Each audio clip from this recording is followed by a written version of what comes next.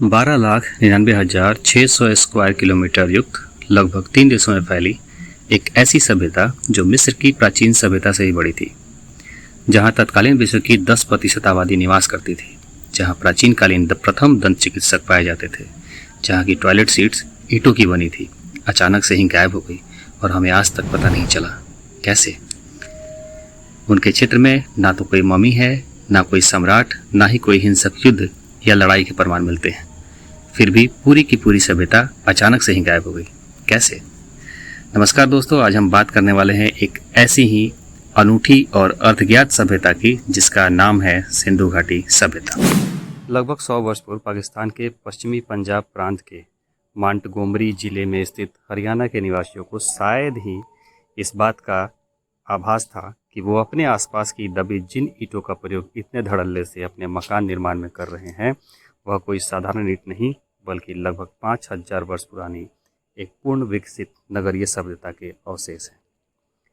20वीं शताब्दी के प्रारंभ तक वैदिक सभ्यता भारत की सर्वप्राचीन सभ्यता मानी जाती थी, लेकिन साल 1921 में रेल परिवहन के विकास के क्रम में एक ब्रिटिश अधिकारी सर जॉन मार्शल के नेतृत्व में राय बहादुर दयाराम साहनी द्वारा रावी नदी के तट पर बसे हड़प्पा नगर की खुदाई कर एक नई सभ्यता को गर्भ से बाहर निकालकर उसे लोगों से रूबरू कराया गया, जिसे सिंधु घाटी सभ्यता कहा गया। सिंधु घाटी सभ्यता का नामकरण एक दिलचस्प प्रक्रिया है, जिसमें इस सभ्यता के प्रमुख स्थल और खोजों के आधार पर इसका नाम रखा गया। सिंधु घाटी सभ्यता की खोज की शुरुआत 1920 के दशक में हड़प्पा नामक स्थल की खुदाई से हुई। हड़प्पा एक प्रमुख नगर था जो इस सभ्यता का महत्वपूर्ण हिस्सा था। इसके आधार पर यह सभ्यता हड़प्पा सभ्यता के नाम से जानी जाती थी। इसके बाद 1922 में मोहनजोदाड़ो नामक स्थल की खोज की गई। मोहनजोदाड़ो भी हड़प्पा के समान एक उन्नत नगर था।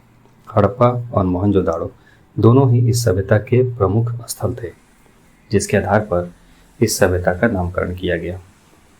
इस सभ्यता का नाम सिंधु घाटी सभ्यता इसलिए पड़ा क्योंकि यह सभ्यता सिंधु नदी के आसपास के क्षेत्र में विकसित हुई थी।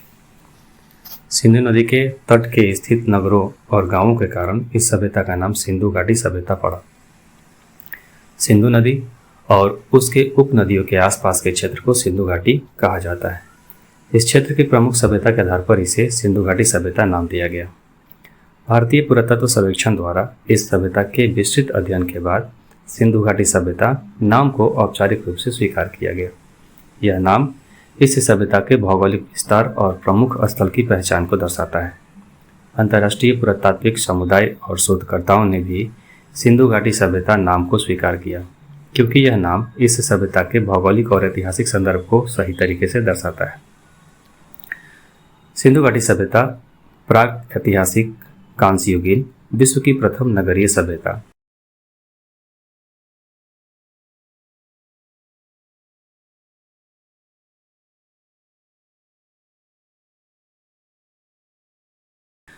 सिंधु घाटी सभ्यता प्राग ऐतिहासिक कांस्य युगीन विश्व की प्रथम नगरीय सभ्यता, जो लगभग 12 लाख वर्ग किलोमीटर क्षेत्र के विशाल क्षेत्र में फैली हुई थी।